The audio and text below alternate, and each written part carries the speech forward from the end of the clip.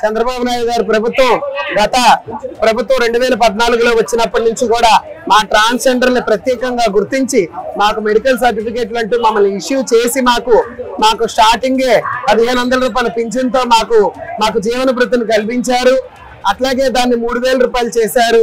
చేసిన దాన్ని ఈ రోజు 4000 రూపాయలు చేశారు. గత ప్రభుత్వంలో మాకు అదే ఇచ్చిన పింఛన్ని కంటిన్యూ చేశారు తప్ప చంద్రబాబు నాయుడు గారు ఇచ్చిన పింఛన్ని కంటిన్యూ చేశారు. అయితే మాకు పింఛన్ ప్రత్యేకంగా ఏం పెంచలేదు. కానీ ఇప్పుడు మళ్ళా 2024 నుంచి కూడా మాకు పింఛన్ని పెంచారు. అన్నిట్లో మాకు అవకాశాలు కల్పిస్తున్నారు.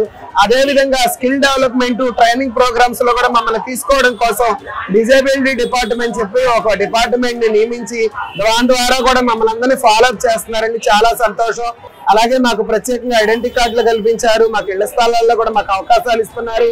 ఆడవారితో పాటు సమానంగా మాకు కూడా ట్రాన్స్జెండర్లందరికీ కూడా ఉచిత బస్సు ప్రయాణాల్లో కూడా మాకు అందరికీ అవకాశాలు కల్పిస్తున్నటువంటి ఈ ప్రభుత్వానికి మేము ఎన్నో విధాలుగా మేము రుణపడి ఉంటాం. మాకు మహిళతో పాటు సమాన గౌరవం ఇచ్చిన సీఎం నారా చంద్రబాబు గారికి, డిప్యూటీ సీఎం పవన్ కళ్యాణ్ గారికి, నారా లోకేష్ గారికి హృదయపూర్వక చాలా సంతోషంగా ఉంది.